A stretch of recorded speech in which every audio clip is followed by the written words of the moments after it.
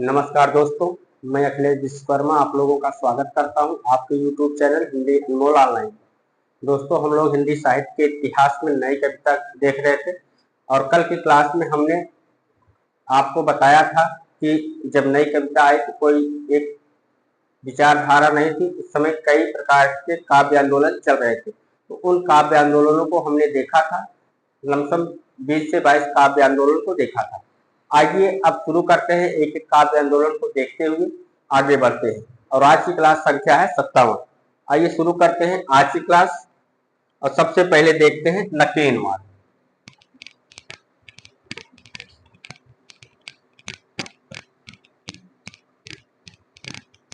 Heading डाल लीजिए नकेनवाद।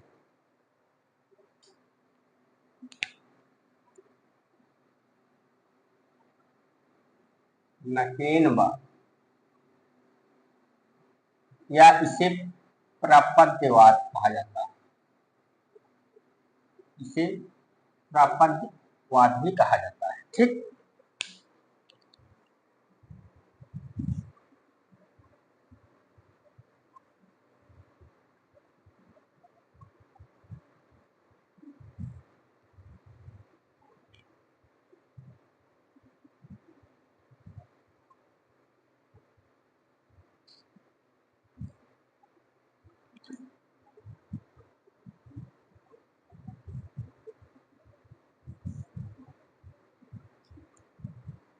तो आज की हमारी जो हेडिंग है वो है नकेनवाद प्रपद्यवाद। दिखाई दे रहा है कि धुंधलापन आ रहा है? बताइएगा कमेंट में। स्टार्टिंग में थोड़ा धुंधलापन था, अब ठीक हो गया है। नकेनवाद प्रपद्यवाद। अगर प्रवर्तक की बात करें तो इसके प्रवर्तक कौन है? प्रवर्तक, इसके प्रवर्तक 3 लोग हैं और नकेन में उन तीनों का नाम भी छिपा हुआ है। ना से क्या है? नलिन बिलोचन शर्मा। नलिन बिलोचन शर्मा।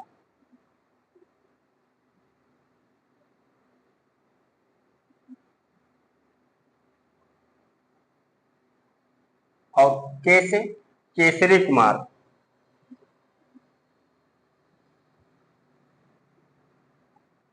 केसरी कुमार।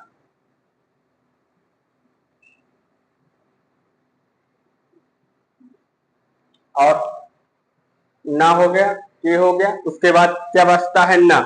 ना का मतलब क्या है? नरेश कुमार। नरेश कुमार।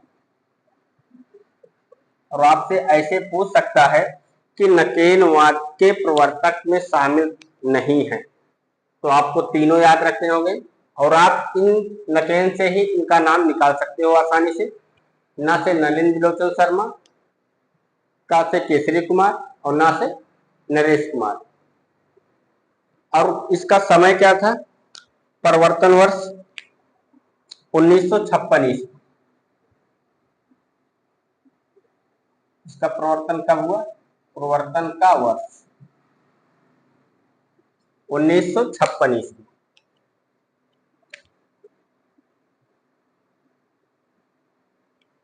चलिए इसके बारे में लिखते हैं।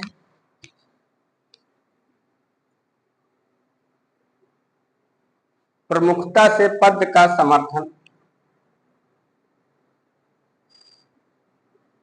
प्रमुखता से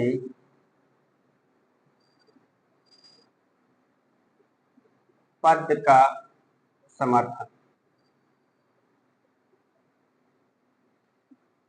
प्रपद्यवाद नाम कैसे पड़ा इसको देखते हैं। प्रमुखता से पद का समर्थन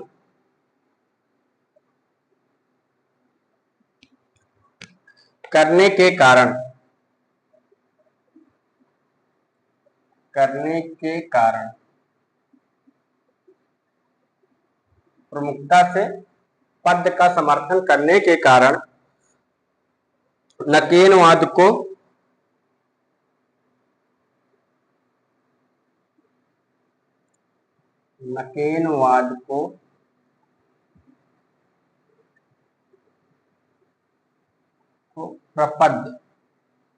प्रपद्यवाद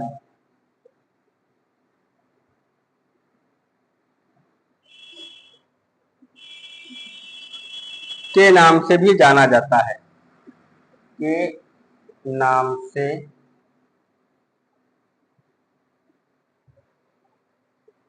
से भी जाना जाता है।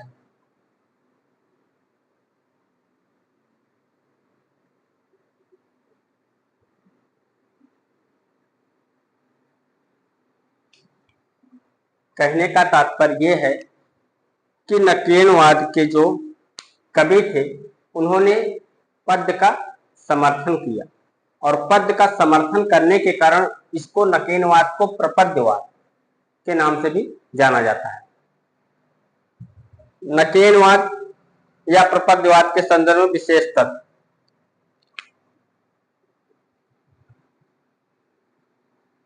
नकेनवाद या प्रपद्यवाद के संदर्भ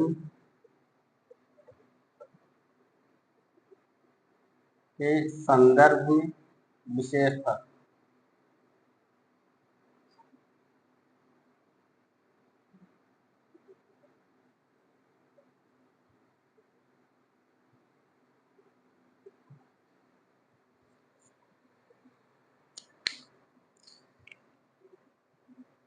नकेनवाद प्रयोगवाद की प्रक्रिया स्वरूप उत्पन्न हुआ।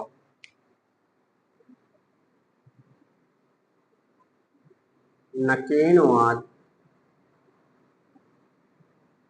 प्रयोगवाद की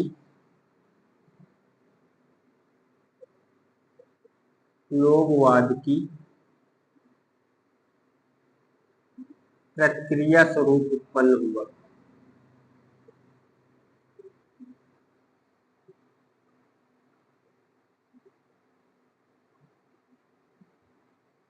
अब ऐसे लाइन लेकर के पूछ लेता है और आपको कहता है कि इसमें से कौन सा असत्य है, छांटने के लिए आपको ऐसे 2-3 विशेषताएं दे देगा, जिसमें से आपको छांटना होगा कि कौन सी विशेषता असत्य है।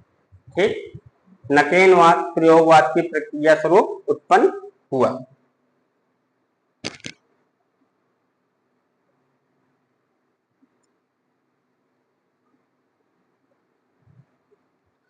नकेनवाद काव्य में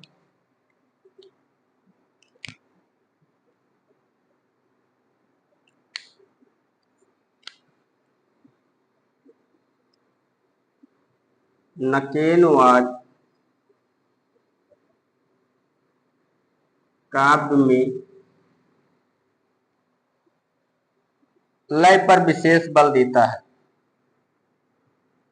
लय पर विशेष बल देता है। नकेनवाद काव्य में लय पर विशेष बल देता है।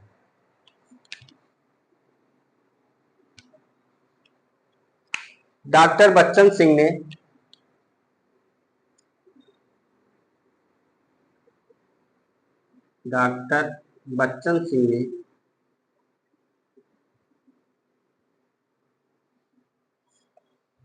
नकेनवाद को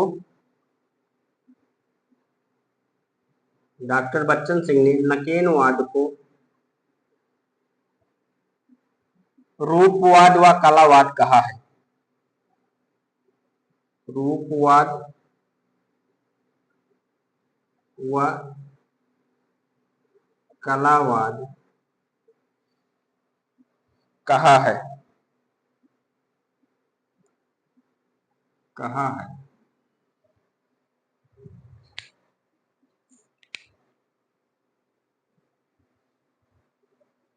नलिन बिलोचन शर्मा ने कहा था कि नलिन बिलोचन शर्मा ने कहा था कि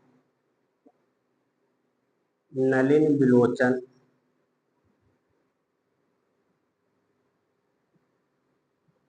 शर्मा ने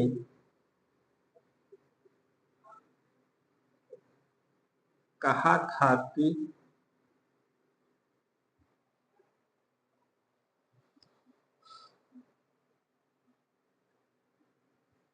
नकेनवाद ही असली प्रयोगवाद है। नकेनवाद ही असली प्रयोगवाद है।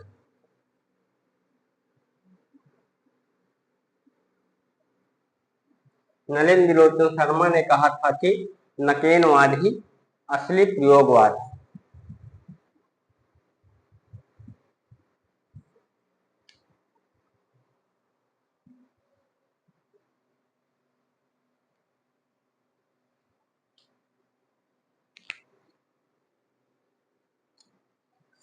नलिन विलोचन शर्मा ने नकेनवाद की अवधारणा नलिन विलोचन शर्मा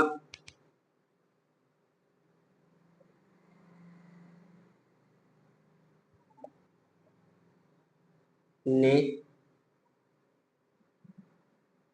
नकेनवाद की अवधारणा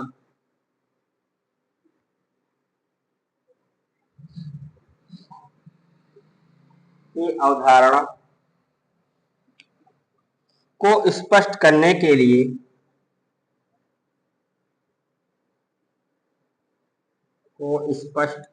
के लिए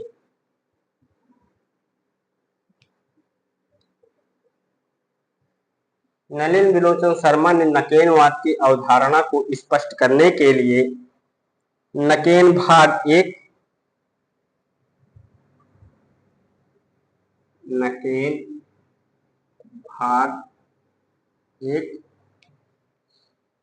व नकेन भाग दो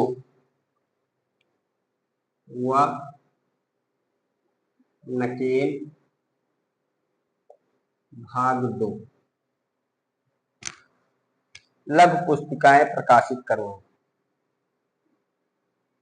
लघु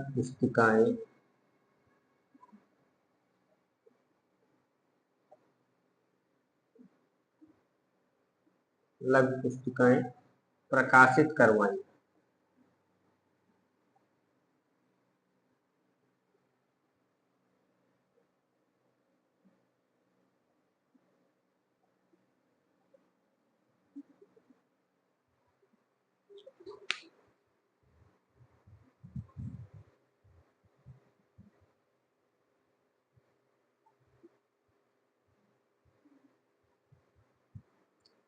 ठीक दोस्तों, आज की क्लास में हम किसको देख रहे हैं? नकेनवाद।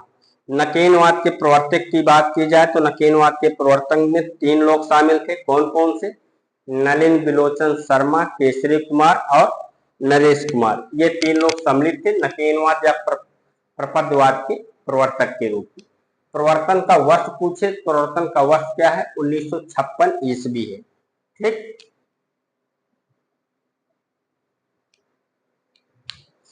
कल मेरे पास एक कमेंट आया था कि सर नई कविता का प्रारंभ कब से होता है?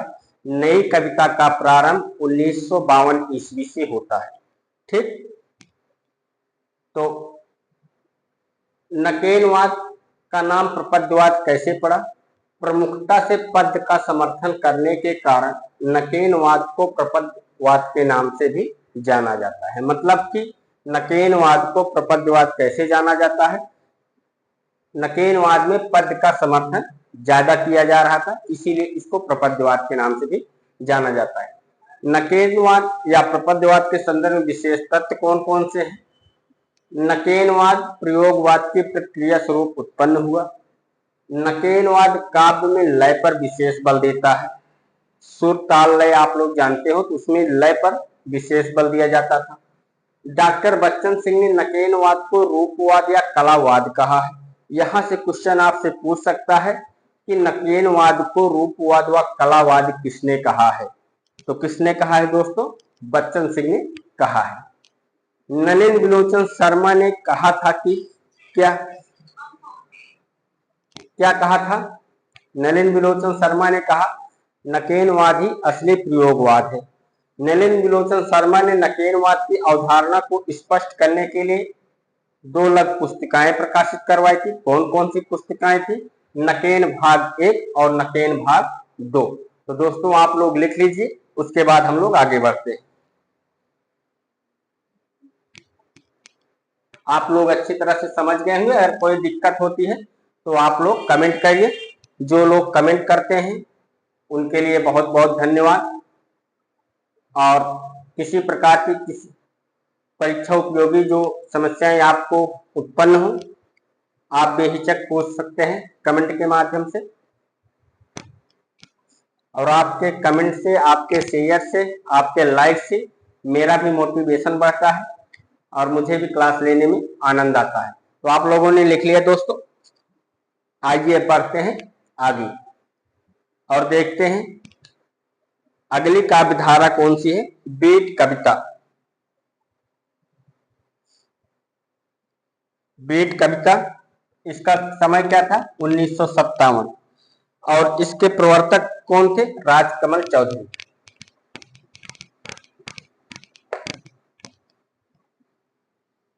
आपको जो काव्य आंदोलन कल की क्लास में कराया गया था वो याद होना चाहिए और उसका समय भी आप लोग याद कर लीजिएगा, अच्छे तरह से रट लीजिए।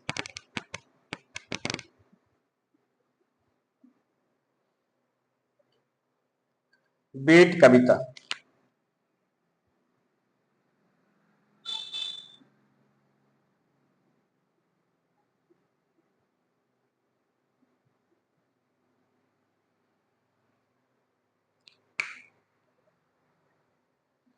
प्रवर्तक की बात करें तो इसके प्रवर्तक कौन थे? राजकमल चौधरी।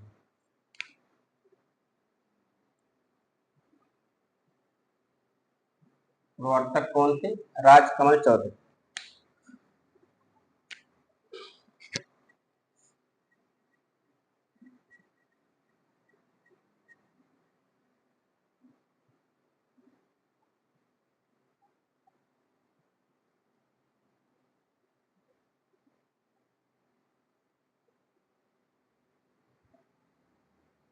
और प्रवर्तन का वर्ष क्या था? 1957 ईस्वी।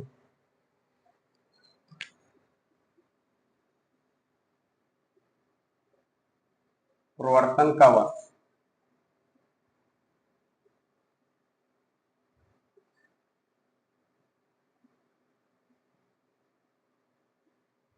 1957।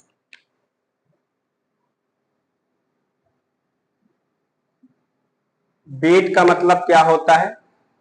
जो पक्षियों का मल होता है उसे हम क्या बोलते हैं? बीट बोलते हैं। लेकिन यहाँ पर जो बीट कविता की बात की जा रही है, यहाँ पर जो गरीब दलित व्यक्तियों के ऊपर जो कविता लिखी जा रही थी, जो कविता लिखी गई, उसे किस काव्य आंदोलन के अंतर्गत रखा गया? बीट कविता काव्य आंदोलन के अंतर्गत रखा गया। तो आप लोग बीट कविता का अगर प्रवर्तक पूछे कौन है? राजकमल चौधरी। अब प्रवर्तन वर्ष क्या है? 1957। लिख लीजिए। बीट शब्द का शाब्दिक अर्थ है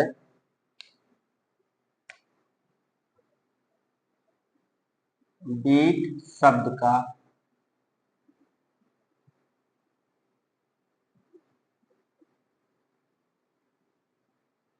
शाब्दिक अर्थ है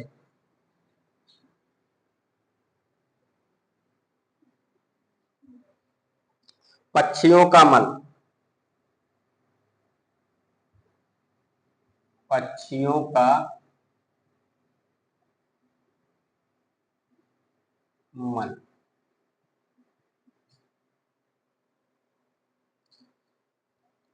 दलित, भूखे एवं कंगाल लोगों से, देखिए, दलित, भूखे एवं कंगाल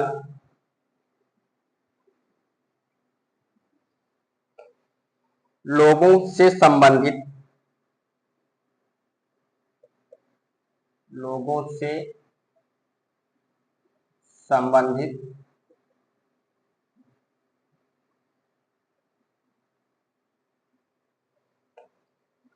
कविताएं बीट कविताएं कहलाती हैं।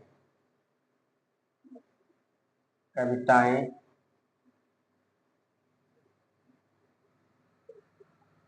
बीट कविताएं कहलाती हैं।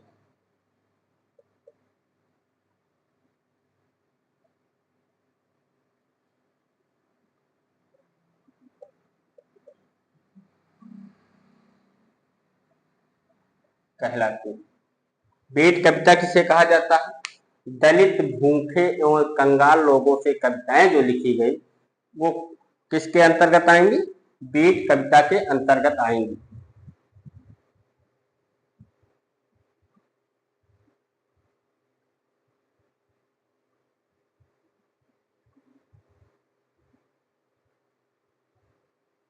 रोशनी कम है दोस्तों, आप लोगों को देखने में दिक्कत होगी। 1 मिनट रुकिए।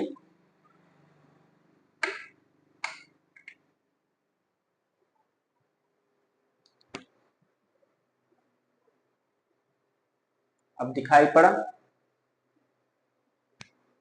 हम क्या देख रहे हैं? बीट कविता। प्रवर्तक राजकमल चौधरी। प्रवर्तन का वर्ष 1957। बीट शब्द का अर्थ क्या होता है? पक्षियों का मन। दलित, भूखे और कंगाल लोगों से संबंधित कविताएं बीट कविताएं कहलाती हैं। बीट काव्य आंदोलन का प्रवर्तन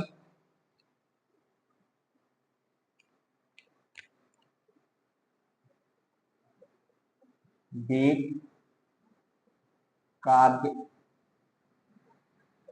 आंदोलन का प्रवर्तन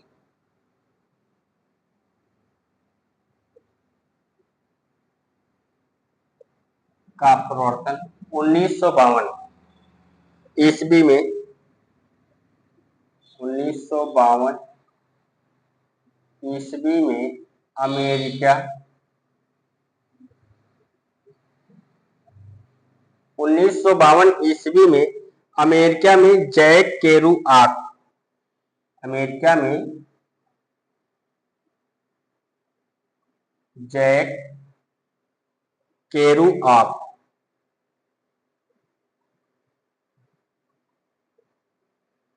जैक केरुआक तथा गिन्सबर्ग ने किया तथा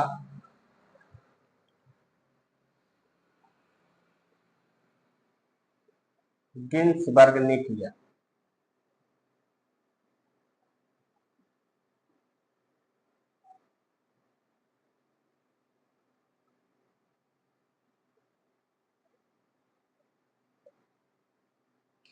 बेट काव्य आंदोलन का प्रवर्तन 1952 ईस्वी में अमेरिका के जैक केरुआक तथा गिन्सबर्ग ने किया। उन्होंने बीट पोएट्री नामक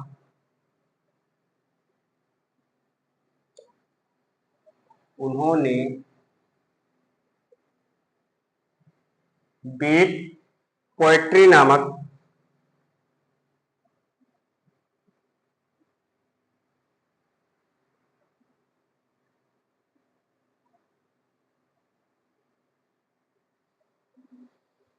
काव्य संकलन प्रकाशित करवाया। काव्य संकलन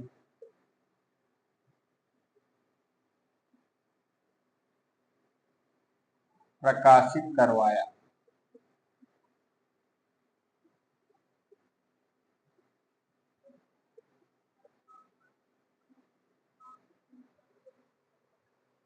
गिन्सबर्ग ने बेट काव्य आंदोलन का आरंभ कब किया? 1952। और जैक केरुआक तथा गिन्सबर्ग ने कौन से काव्य संकलन का प्रकाशित करवाया था? बीट पोएट्री नामक काव्य संकलन का प्रकाशन करवाया, जिसमें 23 कविताएं थी। जिसमें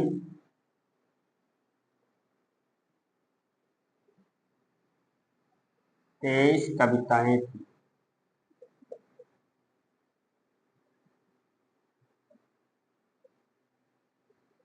जिसमें 23 कविताएं थी। जैक केरुआक जैक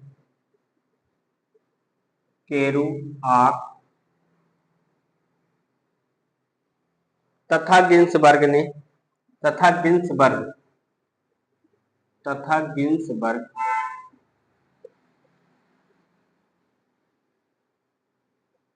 से प्रेरित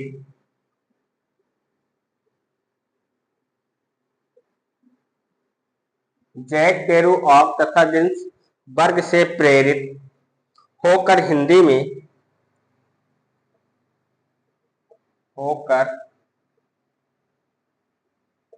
हिंदी में राजकमल चौधरी ने हिंदी में राजकमल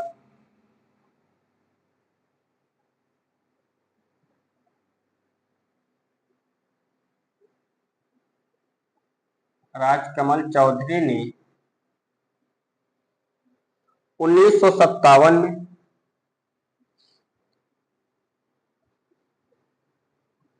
1957 में बीट कविता आंदोलन का प्रवर्तन किया। बीट कविता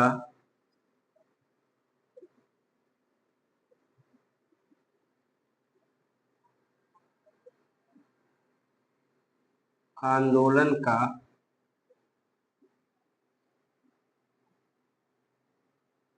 प्रवर्तन किया।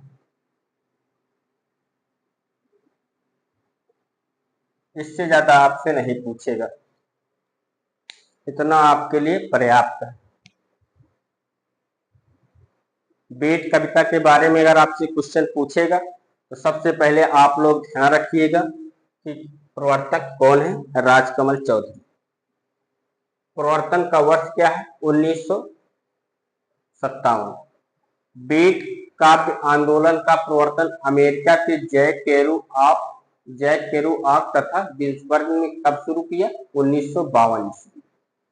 उनके द्वारा लिखा गया काव्य संकलन जो प्रकाशित हुआ, जो काव्य संकलन उन्होंने करवाया वो कौन सा था, बीट पोएट्री। उसमें कितने कविताएं शामिल थी, 23 कविताएं शामिल थी। यहां से क्वेश्चन पूछ सकता है। इसके अलावा आपसे ये पूछ सकता है कि राजकमल चौधरी का काव्य संग्रह कौन सा है, ये भी आप लोग लिख लीजिए। काव्य संग्रह भूखों की कविता, काव्य संग्रह बीट कविता से संबंधित जो काव्य संग्रह है कौन सा है, भूखों की कविता। भूखों की कविता और इसका प्रकाशन वर्ष क्या है, 1957।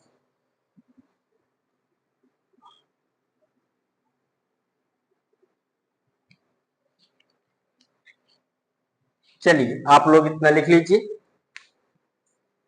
फिर हम लोग आगे बढ़ेंगे।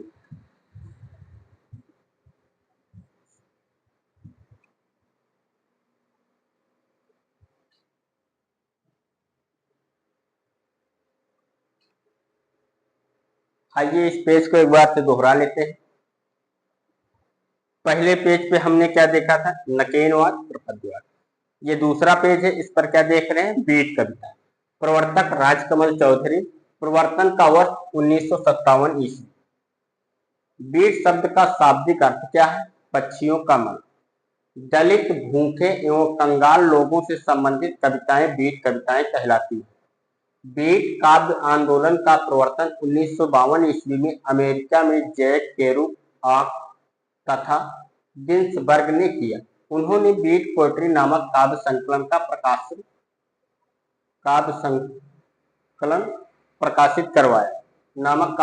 प्रकाशित करवाया, जिसमें 23 कविताएं थी। जिसमें कितनी कविताएं थी, 23। जैक केरुआक तथा गिन्सबर्ग से प्रेरित होकर हिंदी में राजकमल चौधरी ने 1957 बीट कविता आंदोलन का प्रवर्तन किया और काव्य संग्रह कौन सा है उनका, भूखों की कविता 1957। ठीक, तो आज दो काव्य धारा हमने देखा, कौन कौन सी, एक बीट कविता और दूसरी नकेनवाद। आइए एक काव्य धारा और देखते हैं।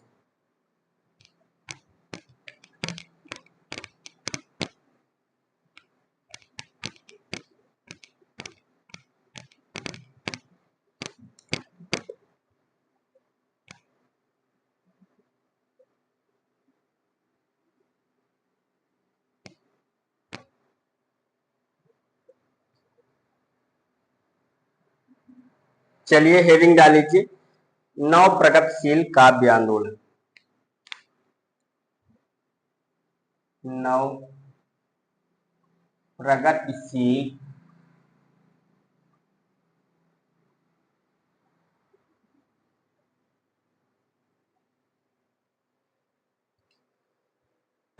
जो बच्चे नोट्स बना रहे हैं और जो लिख रहे हैं, वो ये जान लीजिए कि उन्हें और कोई बुक वगैरह पढ़ने की जरूरत नहीं, आपकी परीक्षा के लिए पर्याप्त है ये। ठीक है। और जो कुछ बच जाएगा, जो थोड़ा बहुत बच रहा है, जो हमारी दृष्टि में परीक्षा की उपयोगी नहीं है, हम उनको भी आपको क्वेश्चन के माध्यम से करवा देंगे।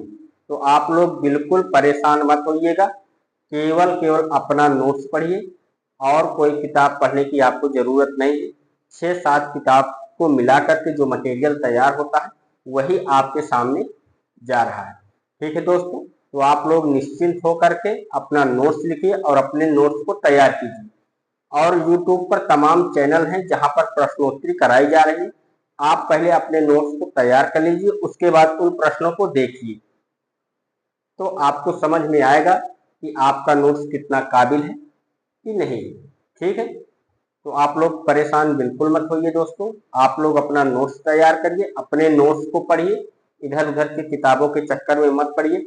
आप किताबों को पढ़ेंगे, कथन को निकालेंगे, मुख्य शब्दों को निकालेंगे, तब जाकर लिख पाएंगे, तो आपको समय लगेगा।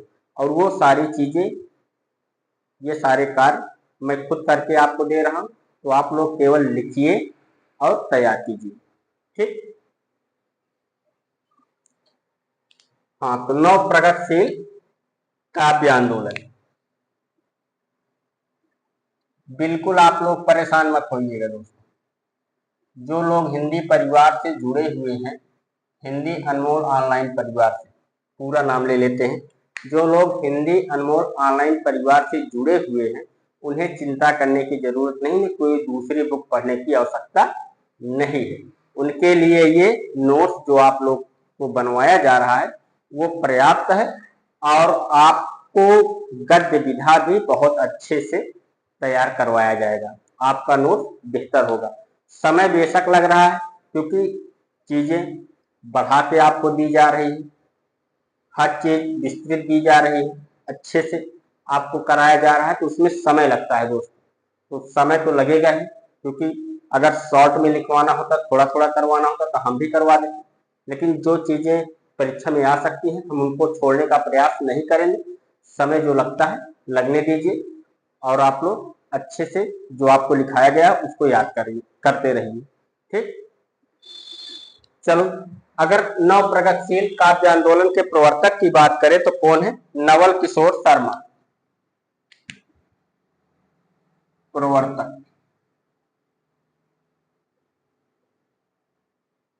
नवल किशोर शर्मा,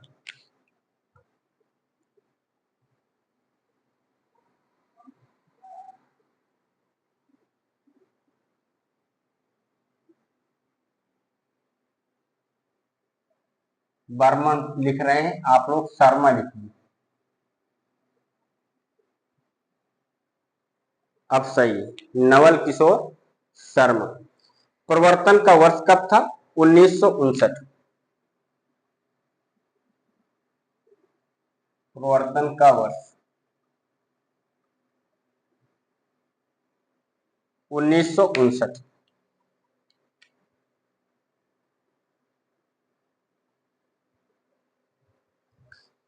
किसानों एवं मजदूरों की समस्याओं का, नव प्रगतिशील काव्य आंदोलन में क्या होता था? जो किसान हुआ करते थे, जो मजदूर हुआ करते थे, उनकी समस्याओं का उनकी ही भाषा में जो कविताएं लिख रहे थे, वही क्या था? नव प्रगतिशील काव्य आंदोलन था। तो आप लोग लिख लीजिए, किसानों एवं मजदूरों की समस्याओं का,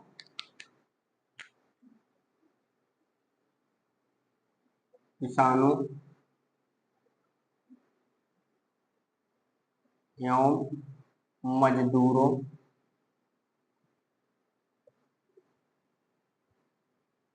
की समस्याओं,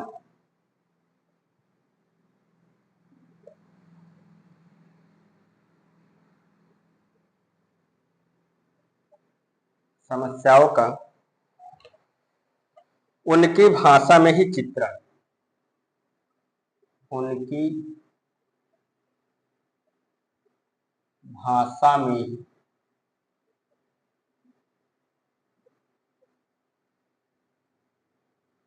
में ही चित्रण।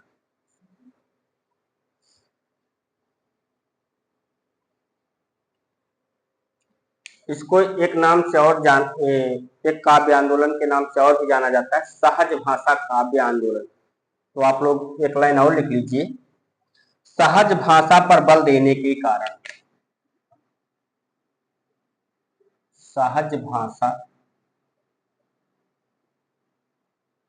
पर बल देने के कारण,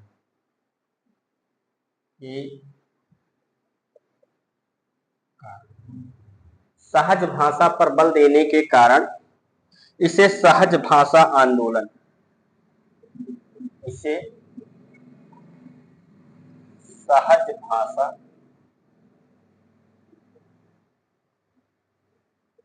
आंदोलन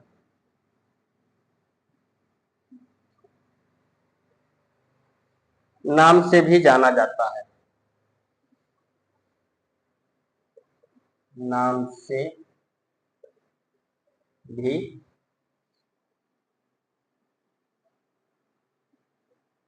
जाना जाता है।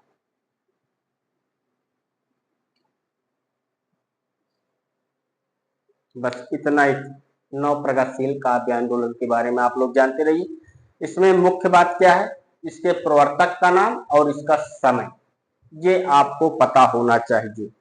अगर इसके अलावा और कुछ पता करना चाहते हैं तो इसको और किस नाम से जाना जाता है, सहज भाषा आंदोलन के नाम से जाना जाता है।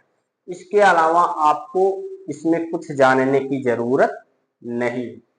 आपसे अगर क्वेश्चन पूछेगा तो यही पूछेगा, नव प्रगतिशील काव्य आंदोलन के प्रवर्तक कौन,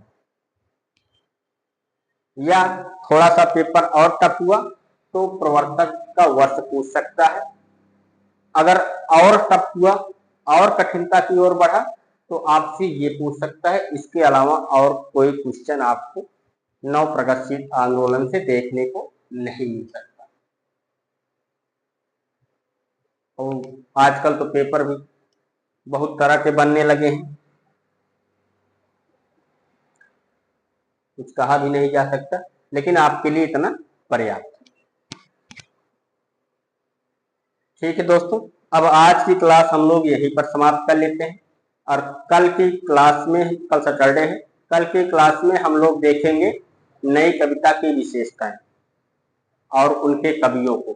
ठीक है, तो 3 काव्य आंदोलन हो गए हैं, अब एक बड़ा काव्य आंदोलन देख लिया जाए, उसके बाद फिर समकालीन कविता, साठोत्तरी कविता, ये सब देखते हुए आगे बढ़ेंगे। तो आज की क्लास, एक मिनट आप लोग रुकिए। आज आप लोग जिन्होंने चैनल को सब्सक्राइब नहीं किया वो चैनल को सब्सक्राइब कर लीजिए और बेल आइकन को ऑन कर लीजिए, ताकि जब भी क्लास लगे आपके पास नोटिफिकेशन पहुंच जाए। क्योंकि कभी कभी क्लास सुबह लगती है, कभी दोपहर में लग जाती है, कभी शाम को लगती है, तो आपको पता होना चाहिए कि हाँ सर की क्लास आई हुई। और आपको कहीं परेशान होने की जरूरत नहीं है, आपका नोट्स ही आपकी परीक्षा के लिए पर्याप्त है। और रही बात गद्य विधा की, तो आपको गद्य की भी तैयारी कराई जाएगी। आज लगता है हम कुछ ज्यादा बात कर लिए आप लोगों से। आज की क्लास बस यही समाप्त करते हैं। नमस्कार दोस्तों, जय हिंद।